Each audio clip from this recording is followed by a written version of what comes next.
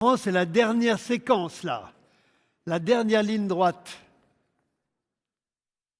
Matin, on a exploré beaucoup d'enjeux, de difficultés, de solutions. Cet après-midi, on a commencé à essayer d'apprendre déjà à penser différemment, déjouer nos biais cognitifs, penser notre stratégie peut-être différemment. Puis là, maintenant, on va penser l'avenir. On va penser l'avenir avec quelqu'un qui nous propose non pas de prévoir l'avenir, mais de le préparer. Et dans cette période de bascule, où l'ancien monde, on l'a vu quand même toute la matinée, s'essouffle, on a un besoin urgent de se réinventer et de se projeter collectivement dans des futurs souhaitables, plutôt que de subir les récits de crise ou de fatalité. Donc à travers la prospective, mais aussi quelques retours sur le passé, Mathieu Baudin, qui va prendre la parole dans quelques minutes, nous propose de s'appuyer sur l'introspection et l'expérimentation concrète. Voilà. Il aime le faire, il sait bien le faire, c'est un historien, c'est un prospectiviste, c'est un conférencier TEDx, vous verrez. Il a fondé quelque chose que vous connaissez sans doute, qui est assez connu aujourd'hui, qui s'appelle l'Institut des futurs souhaitables, qui existe depuis, voilà. Donc c'est une école de prospective qui réhabilite le tendon et qui aide des gens à travailler sur de nouvelles décisions. Voilà. Et il est entouré d'une équipe d'une centaine d'experts et d'artistes, et il organise, il anime des expéditions, des travaux et des expéditions, des explorations intellectuelles dans son lab pour mieux se repérer, se projeter dans le monde de demain. Voilà. Et Mathieu, je ne le vois pas, mais... Ah, mais il est là, Mathieu. Je te passe la parole.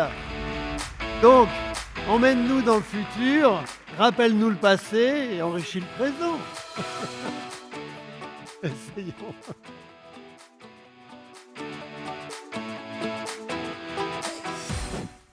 Celui-là, ça vous va? Merci beaucoup. Merci de m'accueillir quasi à l'apothéose de votre journée. Vous avez vu des gens incroyables. Vous avez vu des gens patients, talentueux, magnanimes, qui sont précis et précieux. Moi, je suis le directeur de l'Institut des futurs souhaitables et finalement, ça marque sur notre nom ce qu'on essaye de faire. On essaye d'imaginer l'avenir. Exercice extrêmement compliqué, pas que maintenant, parce que l'avenir et le futur, d'ailleurs vous avez bien noté puisque Amélie adorait les mots, regardez comment en français on a deux mots pour dire futur. On a avenir et futur. C'est assez incroyable, on pourrait dire c'est parce qu'on est une langue latine. Non, non, non. Les Espagnols, eux, ils ont que futuro. Et advenir in italiano non si usa mai. On a avenir et futur. C'est important, je trouve, les langues, parce qu'elles véhiculent aussi des idées qui sont ouvreuses de possibles. Eh bien, avenir, ça a la même racine étymologiquement qu'aventure. Et c'est un peu ça, finalement, que porte l'Institut des futurs souhaitables. Essayez d'imaginer demain qui soit autre que celui qu'on vous augure à longueur de temps, c'est-à-dire un futur complètement foiré. Eh bien, il y a un demain qui nous attend et qui n'attend que nous pour advenir, qui s'appelle les futurs souhaitables au pluriel, pour éviter les dogmes. Parce que moi, historien, j'ai bien vu qu'au XXe siècle, les uniques se sont affrontés, ils reviennent encore s'affronter. Eh bien, mettre un peu de pluriel dans nos vies, c'est peut-être s'ouvrir à la possibilité de converger ensemble. Et finalement, on fait plein de choses à l'Institut, mais il y a un truc là, moi, qui m'anime, c'est que j'y crois tellement à ces voyages temporels que j'ai ouvert récemment un rêve que j'avais au XXe siècle. J'ai un cabinet de curiosité du futur. Puisque je suis un explorateur temporel, je me suis permis de ramener des choses du futur, mais aussi de ramener des choses du passé, parce qu'on serait peut-être bien inspiré de retrouver un peu de sagesse passée, là où, dans notre parenthèse qui est en train de se fermer, peut-être on avait oublié. Parce que cet exercice du futur, c'est un immense prétexte pour parler de l'époque. Et l'époque, étymologiquement, on a la fin de l'histoire. Époqué, en grec, ça veut dire parenthèse. Ça s'ouvre et ça se ferme. Et vous avez vu tout au long de la journée, peut-être même dans vos vies, qu'il y a quelque chose qui est en train de se fermer. On est en train d'assister à la fermeture d'une période historique. Nos petits-enfants, dans leur cours d'histoire du futur, pour le coup, ils auront un nom pour cette période. On avait trouvé l'Anthropocène, non candidat, pour laisser à la postérité des gens d'après l'idée qu'on avait une telle force sur la biosphère que l'anthropos, l'humain et la biosphère étaient intimement liés par leurs propres actions. Vous savez que les géologues se sont réunis en conclave, qu'ils ont cette poésie opérative incroyable de se réunir, de choisir un mot, d'avoir un clou en or pour de vrai, de mettre le nom sur le clou en or et de l'apposer dans un endroit du monde. Le lac Crawford au Canada était candidat, l'Anthropocène était candidat. Finalement, le rendez-vous ne s'est pas fait. La période qui s'achève n'a pas de nom. La période dans laquelle on va finir nos vies n'a pas de nom, et pourtant on y sera. Ce qui semble s'avérer, c'est qu'on est dans une période d'entretemps, comme l'a écrit Patrick Boucheron dans un essai éponyme. Nous sommes dans une période d'entre-deux. Un monde se meurt, un autre tarde à apparaître, disait Gramsci, et dans les périodes d'entretemps, il y a un peu toujours les mêmes choses qui s'y donnent rendez-vous. D'abord, Gramsci disait, il y a des monstres qui réapparaissent, et il est peu dire que les monstres sont sortis. Pour celles et ceux qui ont encore le malheur d'être sur Twitter, ils se sont donné rendez-vous. Mais il y a aussi des exploratrices et des explorateurs qui prennent le large. C'est le moment où il y a des gens qui dépassent, qui démodent, qui construisent ici et maintenant le monde dans lequel ils aspirent profondément à vivre. On est dans ce moment-là de nos vies. Alors dans ces moments d'entretemps, il y a des artistes, femmes et hommes, qui sont des intercesseurs de possibles. D'ailleurs, dans la période transformatrice de la Renaissance d'il y a 500 ans, on associe volontiers la Renaissance avec Léonard, Donatello, Michelangelo. On va se demander d'ailleurs si ce n'est pas les artistes qui ont créé la Renaissance ou si ce n'est pas eux qui ont sublimé la Renaissance. Bien moi, je fais un pari que dans notre période d'entretemps qui aura un jour un nom, Banksy soit l'artiste qui sera retenu. Pourquoi ? Parce qu'à rebours du narcissisme ambiant, lui, on ne connaît toujours pas son visage. Il écrit un soir à Marseille une parole pleine de sagesse, et c'est tout le monde qui réfléchit à son invitation. Eh bien, Banksy nous le dit, c'est notre mode de vie qui est plus en stock. Et on peut se le dire sans tristesse, sans ostraciser une génération. Les 30 glorieuses qui portent sur elles la gourmandise d'y avoir vécu ne sont plus, en tout cas, elles sont plus accessibles à l'entièreté d'une planète. Pourquoi ? Parce que les 30 glorieuses, ça a été pensé pour 450 millions d'individus, Europe de l'Ouest, Nord-Amérique, qui avaient à disposition l'entièreté d'une planète pour alimenter un système gourmand en matériel. Si on est 9 milliards à jouer à ce jeu-là, et si on n'a pas quintuplé les ressources, vous l'avez vu ce matin avec des hydrologues, des spécialistes du climat, vous l'avez vu avec Philippe Biwix pour les ressources, ce n'est pas possible de jouer au jeu des 30 glorieuses si on ne change rien. Et donc on est dans ce moment où on va devoir changer. Et évidemment, non seulement ça nous traumatise, mais en plus ça nous inquiète. Pourtant, nous, dans l'histoire de l'humanité, il y a des humains qui ont changé les systèmes. Pas à chaque génération. Ils ne sont pas obligés de le faire à chaque génération. Mais il y en a qui l'ont fait. Il y en a notamment qui l'ont fait à la révolution industrielle, puisque la période qui s'achève dans notre parenthèse, on sait quand elle a commencé, au milieu du 19e siècle.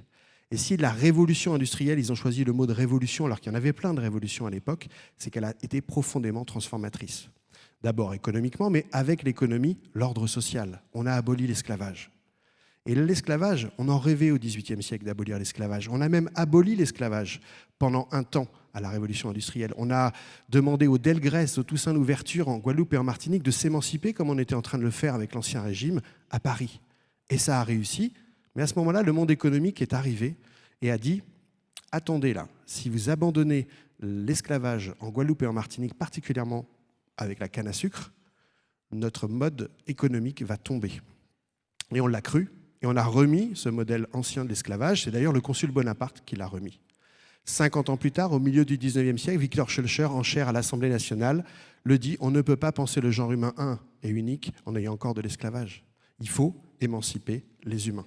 Et le monde économique revient et dit oui, si on émancipe les humains, particulièrement en Guadeloupe et en Martinique, particulièrement avec la canne à sucre, notre économie tombe. Eh bien, Victor Schœlcher dit, il va falloir changer de modèle économique. Et à mon avis, dans notre histoire commune de l'humanité, on est à ce moment-là précis où il va falloir abolir l'esclavage de nouveau. Pas l'esclavage par rapport aux humains, même s'il y en a encore. L'esclavage qu'on a fait porter par rapport à la nature, depuis trop longtemps. On l'a on se l'est dit, on se l'est répété à la Renaissance. On est maître et possesseur de la nature. Elle est infinie, abondante, et en plus, elle n'est pas rancunière par rapport aux conséquences de nos activités économiques. Ce que nous montre la biologie, c'est que c'est bien plus complexe que ça. Ce que nous montre le mot de vivant, que vous ne connaissiez pas quand vous étiez petit. Quand vous étiez petit, tout était séparé, nature, environnement, humain. Le vivant, c'est l'invitation de se replacer autre part que là où on s'est placé à la Renaissance. en symbiose avec un système vie dont on fait partie. Eh bien, cette transformation-là, le monde économique revient et nous dit, si on abolit la pollution, puisqu'on va la nommer comme ça, notre système économique tombe. Et il est temps, à mon avis, de dire, comme Victor Schœlcher, eh bien, on va changer de modèle économique.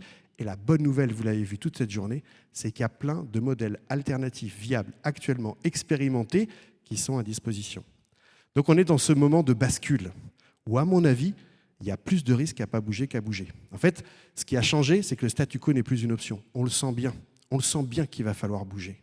Par contre, on est déboussolé, on est désorienté, on ne sait pas par où commencer, tellement qu'à minima, tout est à introspecter, voire tout est à réinventer.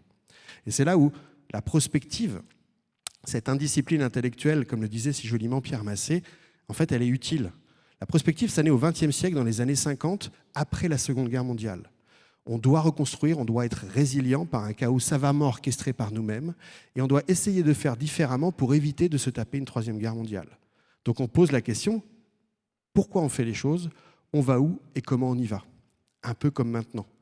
Et cet homme, Gaston Berger, un phénoménologue, pour les carnets mondains, c'est le papa de Maurice Béjart, il développe l'idée de la prospective, alors qu'avant c'était un adjectif, c'était un synonyme de perspective. Et bien pour lui, la prospective, entendez bien, c'est une philosophie de l'action. Ça sert à éclairer l'action ici et maintenant. Et la philosophie, c'est le moyen. Et pour lui, c'est voir loin, voir large, voir profond, penser à l'humain, on dirait maintenant, et prendre des risques. Quand moi, je vois cette définition, j'y vois la définition d'une ou d'un capitaine de navire. Je pense que Magellan devait absolument avoir cette attitude pour oser aller à l'ouest, alors que tout le monde l'intimait d'aller à l'est encore plus rapidement que les autres. La prospective, quand c'est bien fait, c'est une attitude. Et quand elle est bien faite, cette attitude, en ouvrant les futurs, la conséquence, c'est que ça libère le présent. Et à mon avis, il est urgent de libérer le présent parce qu'il est engoncé, il est tétanisé. Regardez comme il est difficile d'imaginer un autre futur que celui qu'on nous augure à longueur de temps. Eh bien, le futur, vous l'avez senti, c'est un immense prétexte à introspecter le présent, comme l'histoire est un immense prétexte à éclairer le présent. Et finalement, l'historienne, elle n'est pas physiquement avec Olympe de Gouges, Hypatie d'Alexandrie ou Magellan. Elle prend un certain nombre d'éléments et de variables, elle en fait une histoire. Et la prospectiviste ou le prospectiviste, il n'est pas physiquement en 2050 quand il parle. Il prend un certain nombre d'éléments et de variables, il en fait une histoire. Ce qui est intéressant, c'est qu'ils peuvent changer les histoires s'il y a de nouvelles variables. Nous sommes dans une matière extrêmement volatile, quasi alchimique. Et les histoires qu'on se raconte, nous les humains, c'est important parce qu'on est une espèce fabulatrice. On se raconte des histoires depuis la nuit des temps avec une telle intensité qu'on arrive à transformer des civilisations entières avec des histoires qu'on se raconte.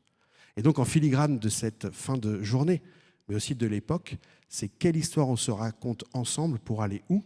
C'est quoi l'histoire prochaine qui nous amène peut-être à un seuil qualitatif de civilisation? Alors, ce qui est sûr, c'est qu'en termes d'histoire, en ce moment, on se pose des questions. Est-ce que l'histoire se répète? On sent quand même qu'on a un petit peu déjà vu ce qui est en train de se passer. Le réarmement, le plutôt Hitler que le Front populaire, le un gars qui a 900 généraux et qui dit « ne suivez plus la Constitution, suivez le bonhomme ». Il y a quelque chose qui est un peu étonnant. Moi, ce qui m'a fallu 25 ans pour comprendre en Sorbonne, et je vais vous le livrer, c'est quelque chose il y a eu un avant et un après. C'est un eureka pour moi, notamment par rapport à l'avenir. On pourrait être triste de cette civilisation si connectée à la connaissance et au monde, et si déconnectés les uns des autres. Moi, je pense qu'aujourd'hui, Diderot, d'Alembert, les encyclopédistes, ils auraient kiffé notre époque. Ils auraient plié l'encyclopédie en 10 mois, ça aurait été traduit en 146 langues, il y aurait eu des articles de chamanes tibétaines qui vous proposent un champignon magique pour vous ouvrir les imaginaires. Et pour autant, dans notre période, les Anglais, ils ont eu besoin de créer un ministère de la solitude tellement que le rapport humain à humain est un peu érodé. Moi, ce qu'il m'a fallu du temps pour comprendre, c'est que ce n'est pas une histoire de technologie. C'est une histoire de comportement. Et elle l'a dit, Amélie. Tant qu'il y aura de l'humain dans l'histoire, il y a des biais. Tant qu'il y aura de l'humain dans l'histoire, il y aura le PFH, le précieux facteur humain ou le putain de facteur humain en fonction des situations. Et donc, nous, dans le futur, si on est là, on va avoir des comportements qu'on a déjà eus. C'est pour ça que l'histoire, pour moi, c'est un lieu de référence et pas un lieu de résidence. Il est bon de voir ce que des gens avant nous ont traversé pour essayer de le comprendre, parce que nous aussi, on va devoir le traverser pour le comprendre. On le sait bien qu'Aimez-vous les uns les autres, c'est le meilleur programme politique du monde. Par contre, une fois qu'on a éprouvé l'amour, on commence un peu à l'apprécier différemment, surtout quand on s'est fait plaquer. Mais il y a quelque chose où on va devoir traverser. Il ne suffit pas de savoir pour comprendre. Donc, une des réponses à cette question, mais pourquoi on ne fait pas parce qu'on sait, c'est qu'il y a autre chose qui nous pousse à bouger que simplement la connaissance. Il y a une invitation à partager une énergie, il y a une colère, une envie d'expérimenter, que sais-je. Faire, connaître, ne suffit pas. Et pour faire, il y a d'autres peut-être élans, et notamment se raconter des histoires. Ce qui est sûr, c'est que depuis que vous êtes né, on vous raconte une histoire sur l'avenir qui est toujours la même. Je vous ai mis quelques films de science-fiction que vous avez certainement vus dans les 50 dernières années. C'est toujours le même scénario. C'est toujours un scénario sombre. On rajoute de l'obstruction même aux ténèbres, donc il y a du smog. On est sûr de ne pas se voir à 1 mètre dans les films de science-fiction. Il y a un game over généralisé pour l'environnement, il n'y en a plus, ou alors il est sous cloche comme un trésor. Il y a des constructions verticales par le haut et par le bas, et notez qu'on ne voit jamais les toits des constructions. En fait, c'est une vertu symbolique de fuir la réalité du sol. Et le seul îlot d'espoir qui vous reste aux 2 tiers du film, c'est quoi ? L'amour. D'un homme et d'une femme et d'une femme, d'un homme, d'un trouble, vous choisissez la combinaison qui vous plaît, mais là où réside la capacité de l'humain d'aimer, là réside l'espoir. Bon, c'est vrai. Encore une fois, quand on s'est fait plaquer 2 fois, si Lilou elle le plaque au bout de 15 minutes, il n'y a plus de film. Mais en tout cas, c'est vrai, bien sûr. Mais au XIXe siècle, Jules Verne, il a écrit des dystopies qui sont l'inverse de l'utopie comme ça. Mais son éditeur ne les a jamais prises. Ils n'ont pas récupéré les manuscrits. Pourquoi ? Parce qu'ils pensaient qu'à la belle époque, la bien nommée, ils pensaient que ça n'allait strictement intéresser personne que d'augurer que demain soit moins bien qu'aujourd'hui. Aujourd'hui, c'est l'inverse. Quand vous écrivez une utopie dans votre coin, quand vous allez voir une maison d'édition, ils ne le prennent pas. Et je ne suis pas vraiment sûr que ça va plaire à quiconque. On a une espèce de gourmandise de l'apocalypse. Ce que je veux dire, c'est que notre imaginaire par rapport à l'avenir, il est colonisé par le présent. Ça n'a pas été toujours comme ça. On a eu des visions d'un avenir plus enthousiaste, et là, il est traumatisé, notamment, à mon avis, en Europe, par 2 guerres mondiales qui ont relativisé le progrès. Quand vous survivez à un bombardement généralisé de Dresde qui a annihilé même la cathédrale, les survivantes et les survivants, le progrès, ils le questionnent. C'est d'ailleurs pour ça que nos cousines et nos cousins américains, on les trouve un peu techno-béats quand ils parlent de tech. Ils disent « on va trouver les solutions aux problèmes qu'on est en train d'engendrer ». C'est une croyance qu'on avait au 19e, qu'on n'a plus au 20e, et dont on ne veut plus prendre le risque au 21e. Pourtant, des histoires, il y en a. Il y a une histoire qui vous amène à aujourd'hui. Et même ça, on peut le questionner. Moi, j'adore l'histoire pour ça. Il y a même une science qui questionne ça, c'est l'historiographie, l'histoire de l'histoire. Le présent colonise le passé depuis la nuit des temps. Elle s'arrange avec les histoires du passé au service du présent. Il est peu dire qu'elle est en train d'instrumentaliser les futures histoires concernant l'avenir. Et en fait, il y a une vertu à se raconter des histoires. Plus on se raconte une histoire, plus on induit une bifurcation. Donc, si du matin, midi et au soir, vous vous dites « la France est en érosion », on quitte un âge d'or présumé, on a d'autres choix que d'y aller, même vous les plus motivés, un Move for Climate, vous allez y contribuer malgré vous. Si on dit au contraire qu'on n'est pas dans une polycrise, parce qu'entre nous, moi aussi comme vous, je suis un enfant des 30 rugueuses. Moi, j'ai connu que la crise depuis que je suis né. On me dit loupé, je suis né après 73, que c'est la crise. On me dit encore 40 ans après que c'est la crise. C'est bien la preuve que ce n'est pas une crise, c'est plus une transmutation, c'est bien plus profond que ça. On est en train de vivre un passage. Eh bien, si on dit plutôt qu'une polycrise, on est dans une renaissance. On a besoin de tout le monde. Si on parle de la France comme la pub de la SNCF que je vais vous passer parce que je n'ai pas de transition, mais qui a quand même été écrit par Gaël Faye et qui dit ceci de nous-mêmes. Créatifs et inventeurs, grands artistes, grands féministes, grande gueule, grande cœur, mais surtout grands râleurs. Grandiloquent parfois, la fleur au fusil et le mort aux dents, mais romantique comme un Apollinaire de 20 ans. Élégant comme aucun autre, paré du plus bel apparat, sapé trop stylé, défilé au Grand Palais. Mais surtout prêt à défiler pour l'égalité, à déclarer des droits pour tous les hommes, pour toutes les femmes et pour nos mouflés. Humaniste jusqu'au bout des ongles, humain jusqu'au fond des tripes, des cigales sur la langue, de l'océan sur les lèvres, du maroilles dans la bouche ou de la choucroute sous la dent. On vibre, on pleure, on rit, des 6 coins du pays, on respire le même vent. Pessimiste souvent, face à l'adversité comme face à l'adversaire. À tort pourtant, suffit de regarder en arrière. Supporter de la terre, amoureux de l'environnement, de nos forêts, de nos plaines, de nos mers. bleu, blanc, rouge, mais chaque jour plus vert. On n'est pas statique, on est progressiste. On va pas se refaire, on est parfois en retard, mais on n'est pas retardataire. On est avant-gardiste, on n'est pas coincé, on a un humour hors pair. On n'est pas de mauvaise foi, on est juste un peu paradoxal. On n'est pas carré, on est hexagonal. Meilleur punchline de l'année. On n'est pas carré, on est hexagonal. Moi, je ne sais pas ce que ça veut dire, mais j'aurais aimé le trouver. Ça se place dans tous les dîners un peu énervés en famille, mais aussi sur les plateaux télé qui n'ont rien d'autre à dire, ou les comex un peu stressés par l'avenir. On n'est pas carré en France, on est hexagonal. Ça donne de l'allant, il y a du mouvement. On voit bien que les différences et les complémentarités, il y a tellement de choses à réinventer. Et moi, j'aime bien bleu, blanc, rouge et toujours un peu plus vert. Mais gratitude par rapport au passé. Mais merci les daronnes et les darons. Merci aux Grecs d'avoir inventé la démocratie. Merci aux philosophes des Lumières d'avoir accouché de la Déclaration universelle des droits de l'homme. Merci, gratitude. Mais la démocratie, ce n'était pas pour tout le monde à Athènes. Et la Déclaration universelle des droits de l'homme, ce n'était pas la Déclaration universelle des droits de la femme, ni plus que la Déclaration universelle des droits de l'enfant. Donc merci les anciens, mais on peut aussi améliorer le système. Et on est dans ce moment-là, assez inclusif, où l'avenir, on va avoir besoin de tout le monde, des vieux comme des jeunes, des peuples primaires, qui sont des peuples à tradition de sagesse forte, qui vont peut-être nous rappeler un certain nombre de choses qu'on a oubliées. On est en train de vivre, à mon avis, une nouvelle renaissance.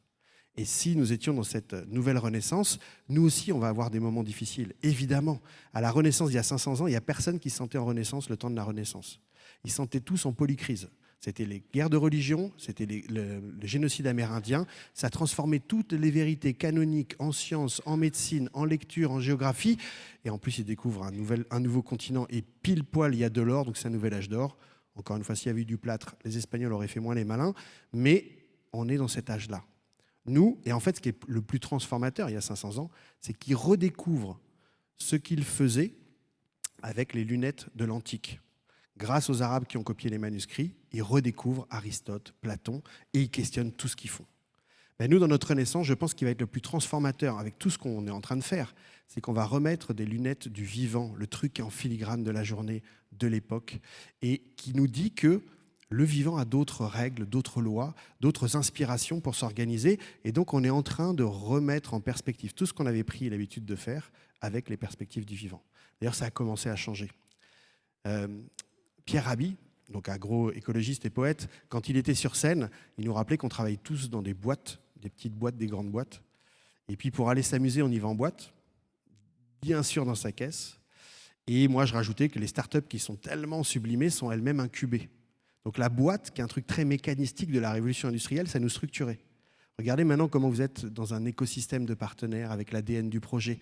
On voit bien que la biologie, elle est rentrée dans l'étymologie, dans nos vies, dans nos villes, et avec elle, d'autres règles et d'autres perspectives. On est en train peut-être de vivre une nouvelle renaissance. Alors si vous me suivez dans la renaissance, nous, on a été chenilles toute notre vie. Toute notre vie, on n'a vu que l'horizontalité du monde. Et si vous augurez à une chenille qu'elle puisse être papillon, elle vous traite d'hérétique. En fait, elle n'en a pas conscience, elle n'en a même pas la volonté, même pas la capacité d'imaginer qu'elle puisse le devenir. Elle a une croyance limitante. Malgré la croyance limitante, il y a des cellules de papillons qui arrivent dans l'écosystème chenille. Et Amélie nous l'a rappelé, pas pour la chenille mais pour les humains, une chenille comme un humain, ça n'aime pas changer. Donc le premier réflexe quand elle voit les cellules de papillons, c'est d'envoyer des anticorps, l'écosystème chenille.